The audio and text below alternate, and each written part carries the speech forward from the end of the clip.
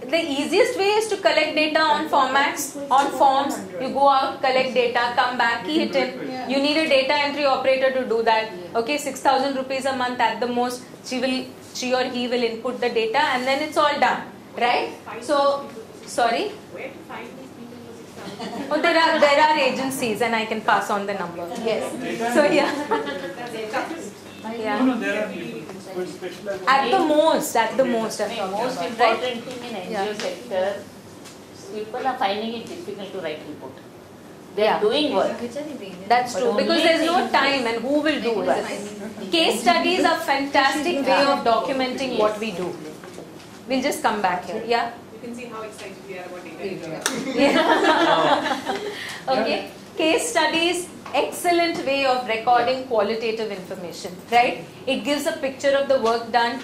Always with any report, I highly recommend attaching case studies. Numbers say one story, but actually reading the case of a child, of a beneficiary, of a mother gives a completely different picture, right? Then recorded observations. You're going and conducting a session on the field. What happened? There are group dynamics that are taking place. That doesn't get recorded in our formats, right? Somebody really recording that, coming back and analyzing it. Again, most of it unfortunately just is there in the system and it never gets analyzed. That's what happens. So which is why the whole monthly ritual of submitting a report. You can start with a numerical scorecard, and you yourself will say that automatically that document will evolve to a very rich report. In 3 to 4 months time, automatically people will start asking questions. But what really happened? You're saying 54 group sessions were conducted. But what happened in those groups? So you'll start attaching case studies. You'll start attaching observations, right? It'll happen automatically.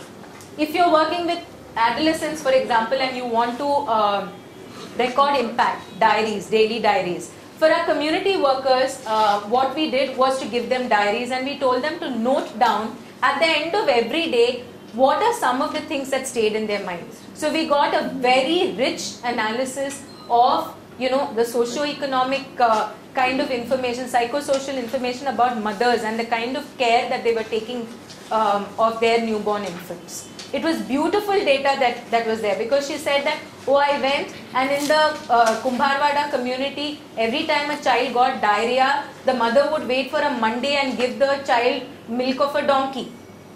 Really? I mean, like 10 people, then we figured why they were doing it, and we spoke to some doctors. Donkey's milk was the nearest in composition to human breast milk.